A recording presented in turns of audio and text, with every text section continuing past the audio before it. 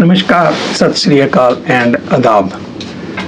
मित्रों, आज 30 जुलाई थर्सडे का दिन मार्केट बंद हो चुकी है और क्या मार्केट ने गोता खाया।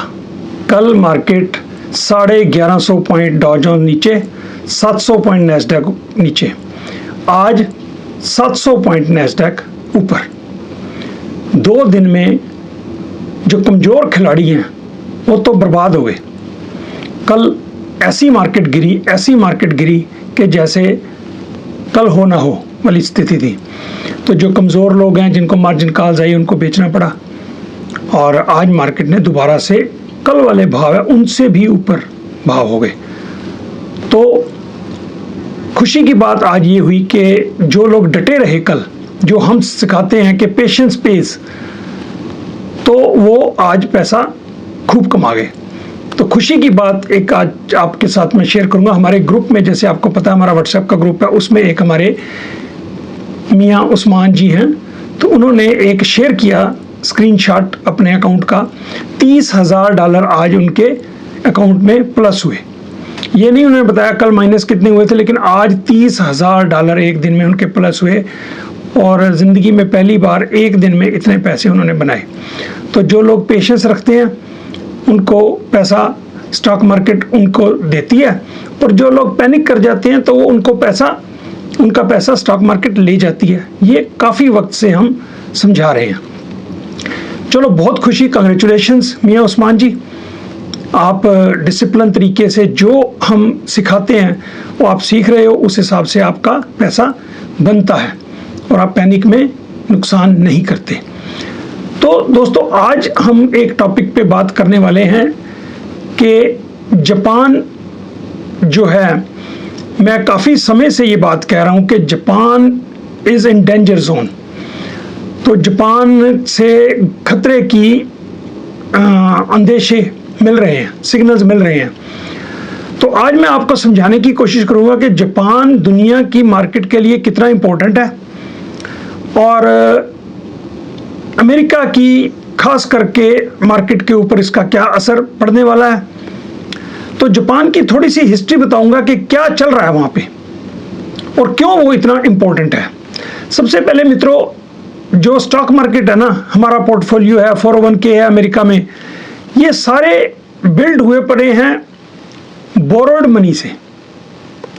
बोरोड मनी, उधार ली हुई मनी से ही हमारे पोर्टफोलियोज बिल्ड हुए पड़े हैं। 401k जो कुछ हुआ पड़ा सारा उधार के मनी से ही हुआ पड़ा है, चाहे वो अमेरिका से लिया हो, लेकिन ज़्यादातर वो जापान से लिया गया। आगे चल के आपको मैं फिगर्स बताऊंगा तो आप देखोगे कि जापान की मनी बोरो करके पूरी दुनिया पिछले बहुत सालों से मौजें लूट रही है।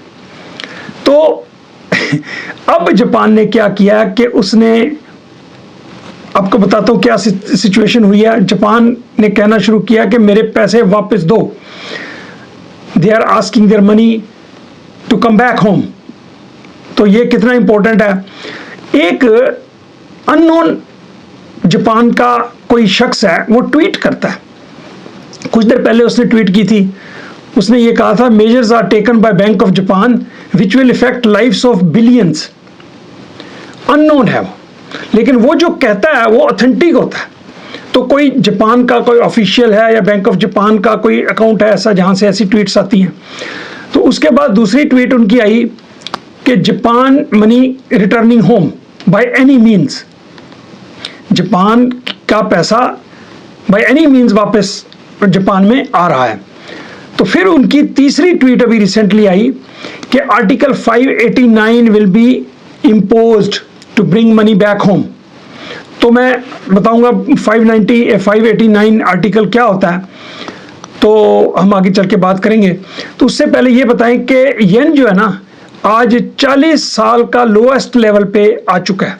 164 येन प्रति डॉलर का इस टाइम प्राइस हो चुका है। येन इतना कमज़ोर हो चुकी है, येन की करेंसी, कि 40 साल में सबसे लोएस्ट रेट पे आ चुकी है जापान की करेंसी। तो जापान का डेट क्राइसिस है। आपको शायद मालूम होगा कि जापान का 250% ऑफ द जीडीपी उनका डेट है। दुनिया में सबसे ज्यादा डेट जापान का है, 250% ऑफ देयर जीडीपी। अमेरिका का लगभग 120% है जीडीपी का। तो उन्होंने $73 बिलियन पिछले महीने खर्च किए बैंक ऑफ जापान ने, जापान की करेंसी को बचाने के लिए, क्योंकि बहुत गिर रही थी। $73 बिलियन खर्च करने के बावजूद एक महीने तब भी जापान की करेंसी स्ट्रेंथन नहीं हुई। थोड़ी सी फर्क पड़ा 2-4 दिन, लेकिन फिर वापस वहीं का वहीं। तो अच्छा, दूसरा काम उन्होंने किया कि इंटरेस्ट रेट इंक्रीज करने शुरू किए जापान ने, तो ताकि मनी वापस आ सके। तो अब जापान के पास दोनों में से दो ऑप्शंस हैं। एक तो या तो अपनी बॉन्ड मार्केट को बचा लें और या फिर अपनी करेंसी को बचा लें। दोनों में से एक को तबाह होना है। तो दोनों में से कोई भी तबाह होगी तो पूरी दुनिया बहुत इफेक्ट करेगा ये चीज। तो सबसे पहले ये कि जापान जो है उसने पिछले 30-40 साल से सारे इकोनॉमी के रूल्स ब्रेक कर दिए। कोई टेक्स्ट बुक ये नहीं कहती कि 0% इंटरेस्ट रेट रहा हो, डेट टू जीडीपी 250% हो और इन्फ्लेशन 0 हो, फिर भी एक कंट्री डेवलप्ड कंट्री बनी रहे इतने साल तक, कोई ग्रोथ नहीं, कोई कुछ नहीं।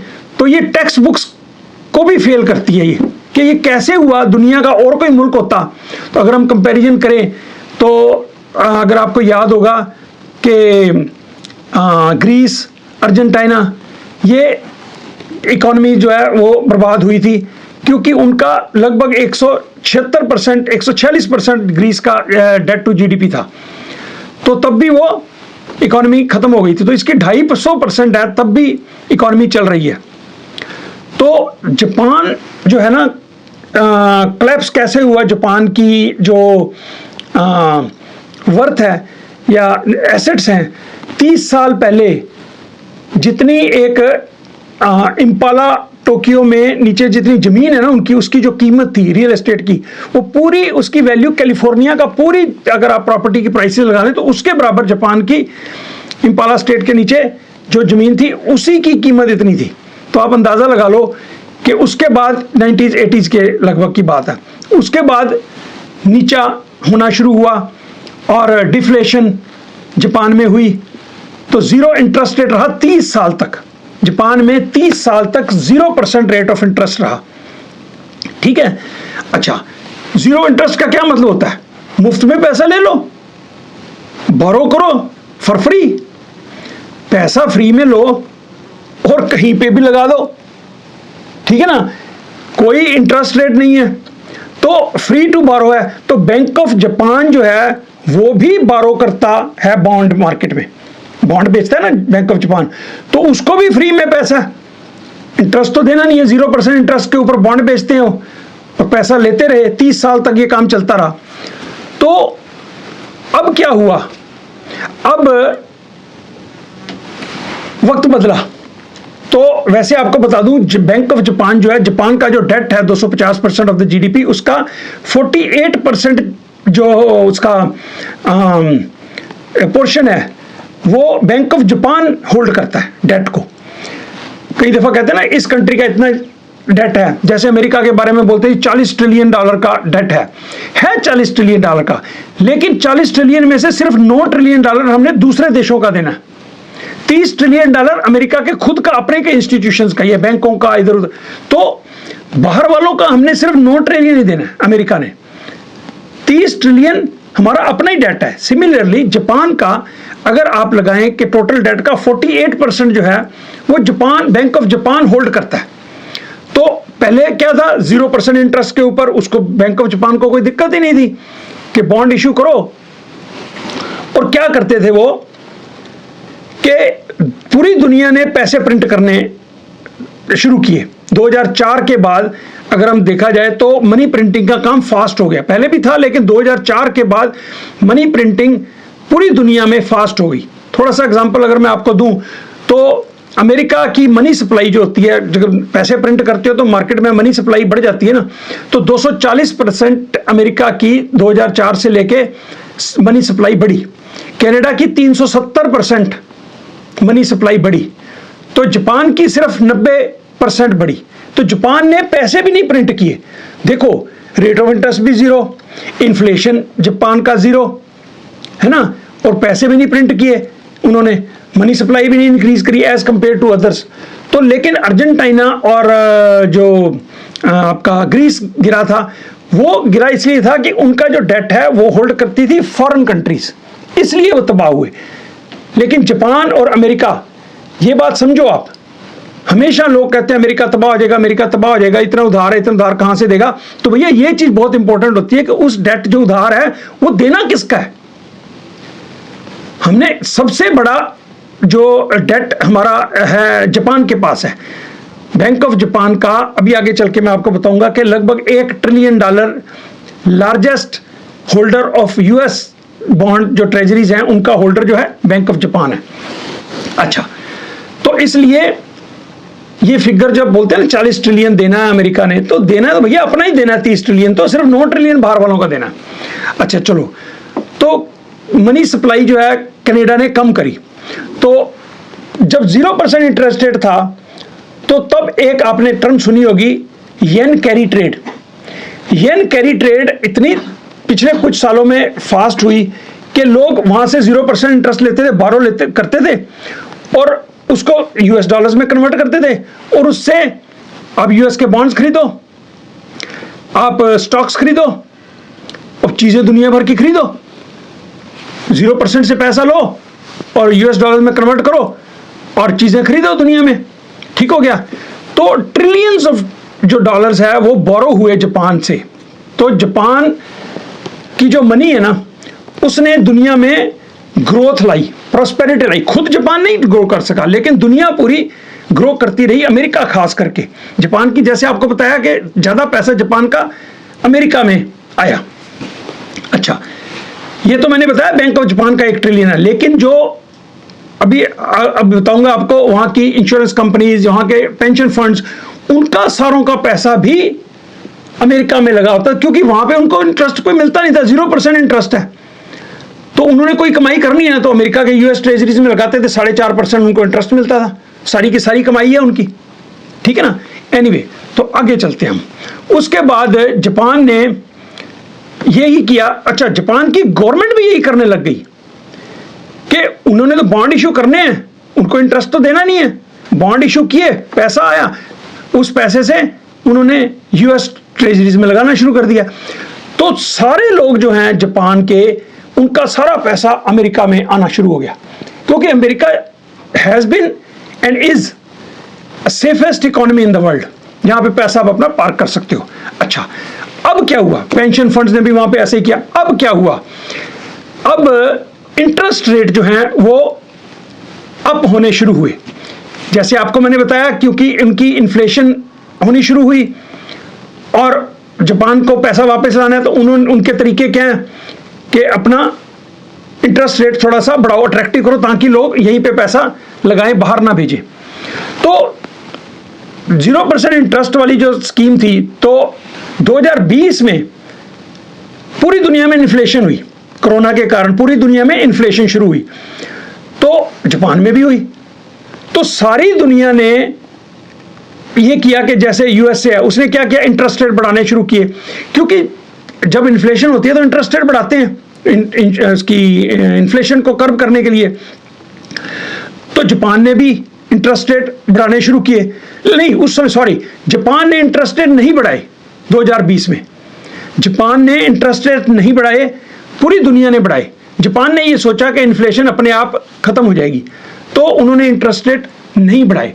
तो उसका असर क्या हुआ, उनकी करेंसी कमजोर होनी शुरू हो गई, उनकी करेंसी कमजोर होनी शुरू हो गई, उनका येन को किल हो गया। उनका जो 0% इंटरेस्ट रेट था, बाकियों का इंटरेस्ट रेट हाई था, जापान का अभी भी 0 था, तो ये होप में कि इन्फ्लेशन अपने आप खत्म हो जाएगी, तो उनके येन को उन्होंने किल कर दिया। तो येन पे 0%, यूएस पे 5% इंटरेस्ट रेट, तो पैसा कहां आएगा? तो demand for US dollars go up and demand for yen went down drastically. ठीक हो गया? अच्छा, तो जब येन कमजोर होना शुरू हुआ तो 110, 120, भैया अब 160, $1 का 160 येन हो गया, अभी 164 का रेट है आज। ठीक हो गया? That is okay for a country, currency weak हो, एक्सपोर्ट भी उनकी अच्छी है, उस कंट्री के लिए तो ठीक है करेंसी वीक हो जाना, जो कि सेल्फ सस्टेनेबल, उसकी सेल्फ अपनी इतनी प्रोडक्शन है, अपनी हर चीज की डिमांड अपनी पूरी खुद करता हो, सस्टेनेबल है अपने ऊपर, तो उसके लिए तो इन्फ्लेशन अपना कमजोर करेंसी ओके होती है। लेकिन जो कंट्री डिपेंडेंट हो दूसरे के ऊपर, एनर्जी के लिए जापान, नेचुरल रिसोर्सेज जापान में है ही नहीं, तो सारी जो एनर्जी है, नेचुरल रिसोर्सेज है, वो बाहर से लाते हैं, तो उनको येन दे के डॉलर खरीदना पड़ता है, वो डॉलर में ही मिलती है। पेट्रोल जो है तो बाहर से खरीदना है तो डॉलर में ही खरीदना ना, तो उनको क्या हुआ कि येन बेच के डॉलर खरीदना पड़ता, डॉलर तो येन और कमजोर चलता गया। अच्छा, अब इन्फ्लेशन और बढ़नी शुरू होगी क्योंकि एनर्जी के प्राइसेस बढ़े, अब ईरान वार के कारण और बढ़े, तो एनर्जी के 2020 में बड़े प्राइसेस, तो इन्फ्लेशन एक ऐसी चीज है, इन्फ्लेशन दोस्तों, कि इन्फ्लेशन जो है ना एक ऐसी जिनी है जो बॉटल से एक बार बाहर निकल आए ना तो वापस उसको बॉटल में डालना बहुत मुश्किल है। इन्फ्लेशन एक स्टिकी चीज है, वो आसानी से खत्म नहीं होती।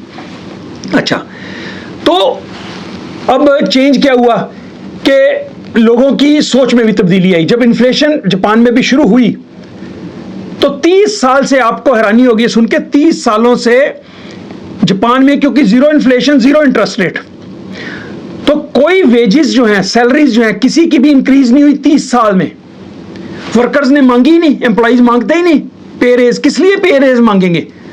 चीज कोई कीमत बढ़ी नहीं रही और पैसा 0% इंटरेस्ट रेट के ऊपर है, तो किस चीज के लिए पे रेज होगा? पे रेज ने मांगी नहीं, 30 साल तक कोई पे रेज नहीं। जब इन्फ्लेशन शुरू हुई, अब इंटरेस्ट रेट भी बढ़ने शुरू हुए, तो अब पहली बार 2024 के बाद वहां पे वेज इंक्रीजेस होनी शुरू हुई। कॉमन सेंस है ना कि जब इन्फ्लेशन होगी, चीजों की कीमतें बढ़ेंगी, तो फिर एम्प्लॉइज अपनी पे रेज मांगेंगे, तो पे रेज उनको देनी पड़ी। तो पहली बार 30 साल बाद 2024 के बाद जो है इनकी पे रेज होनी शुरू हुई। अच्छा, अब ऑप्शन क्या है जापान के पास?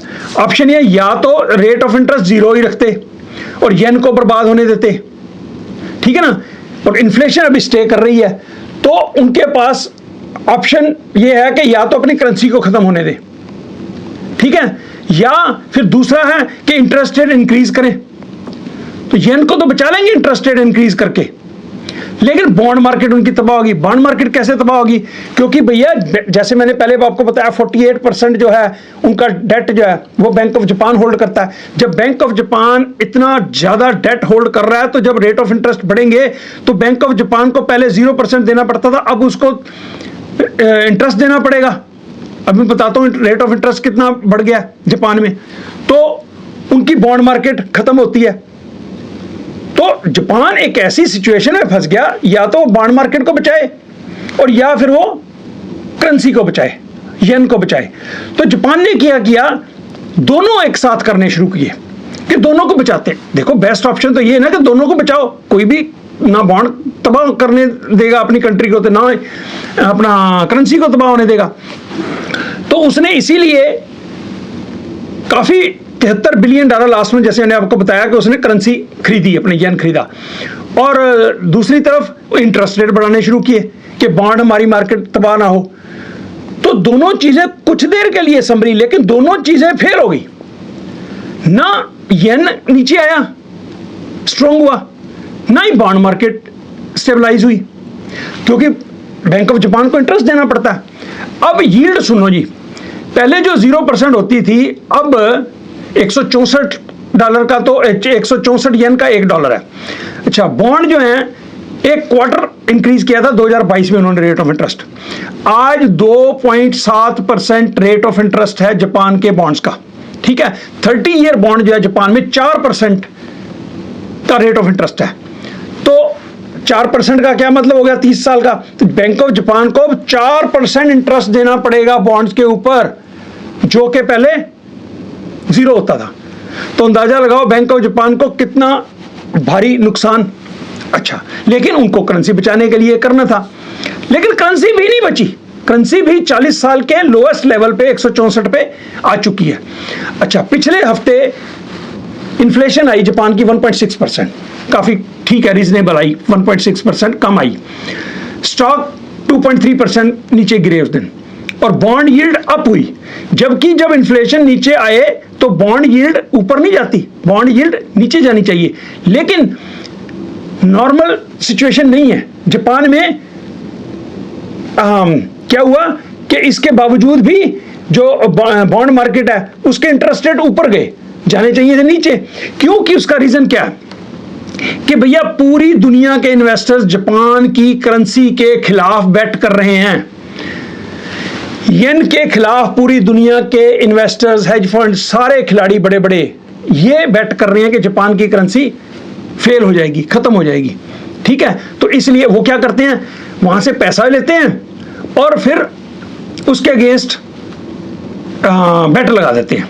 अच्छा, तो भैया जब बॉन्ड मार्केट इतने खतरे में होगी तो फिर उनके बॉन्ड्स कौन खरीदेगा, ठीक है ना। तो इसलिए येन के खिलाफ बैटिंग करनी शुरू कर दी है। CFTC एक का डाटा जो होता है, हेज फंड जो कैलकुलेट करते हैं कि कितनी करेंसी की डीलिंग्स हुई पड़ी हैं, तो उसमें बोरो येन, शॉर्टिंग येन, ये गेम चल रही है। येन लो वहां से और उसको ही शॉर्ट कर दो और पैसे बनाओ।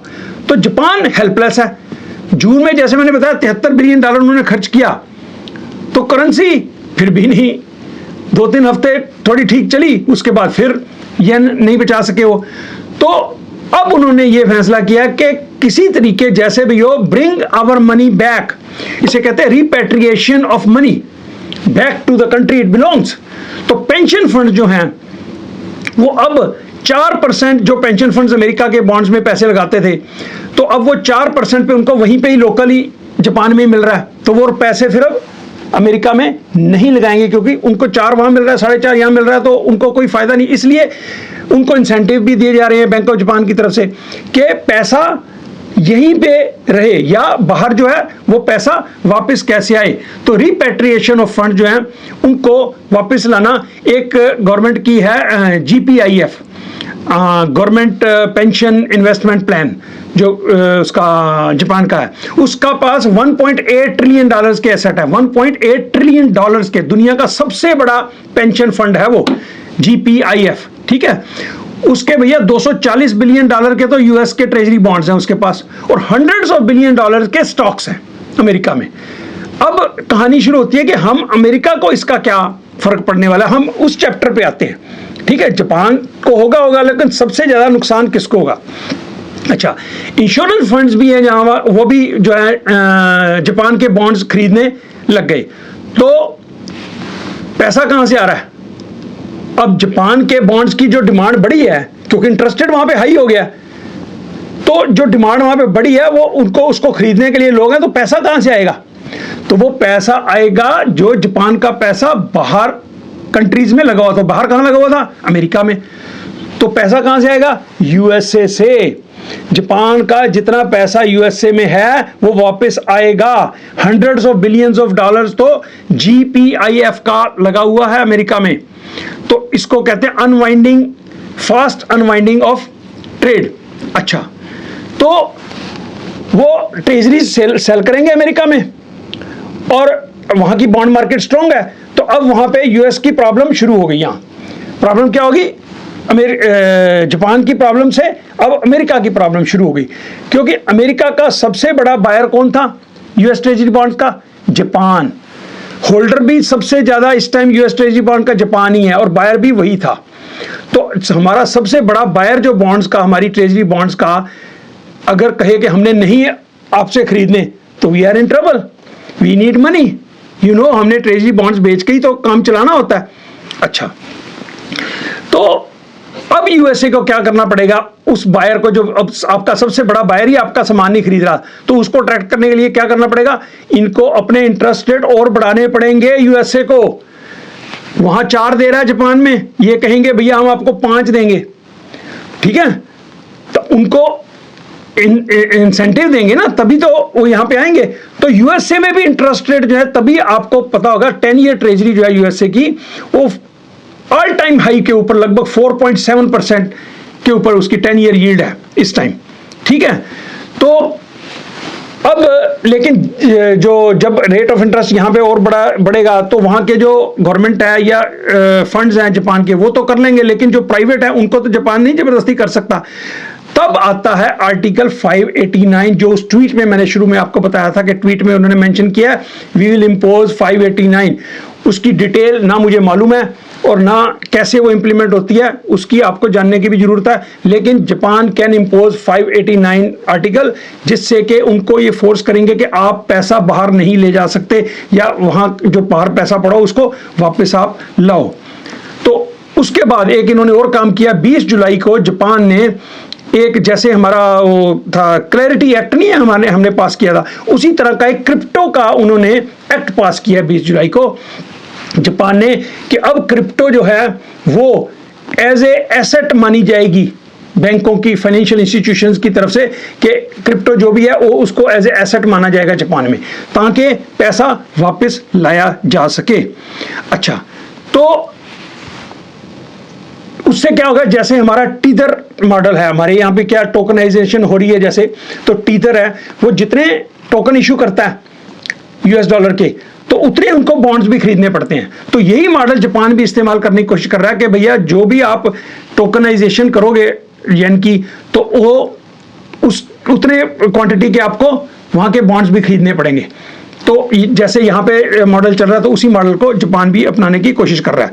अच्छा, एक बात ध्यान रखो दोस्तों, कि जब जब येन फास्ट स्ट्रोंग होता है, जब येन, अब इन सारी चीजों को जो जापान वापस पैसे मंगा रहा है, ये कहानी बताइए आपको, उसका इंपैक्ट क्या हो सकता है, येन स्ट्रोंग हो जाए। अगर येन स्ट्रोंग हुआ, उसके क्या इंपैक्ट होंगे ये भी आप समझ लो। देखो, येन जब स्ट्रोंग हुआ, 1998 में हुआ, 2008 में हुआ, 11 में हुआ, 16 में हुआ और 2020 में हुआ, फास्ट येन गिरा, लेकिन वो अनप्लान्ड था, कोरोना की वजह से हुआ, 2008 में वैसे वो प्लान्ड नहीं था। लेकिन इस दफा येन को प्लान्ड तरीके से स्ट्रोंग करने की एक कोशिश है। तो अगर वो इस कोशिश में कामयाब हो गए, याद रखो दोस्तों, येन पे नजर रखो, अब 164 येन का $1 है।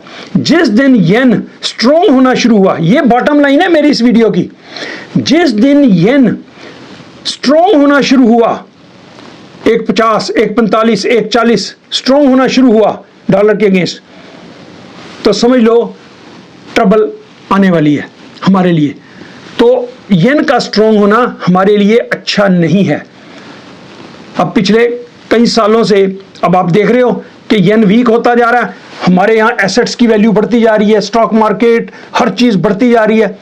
तो जब येन वीक होगा, हम खतरे में आ जाएंगे। तो ये बात को ध्यान रखना, येन का वैल्यू इज वेरी की फॉर द फ्यूचर। इसी के साथ वीडियो खत्म करता हूं। Thank you very much.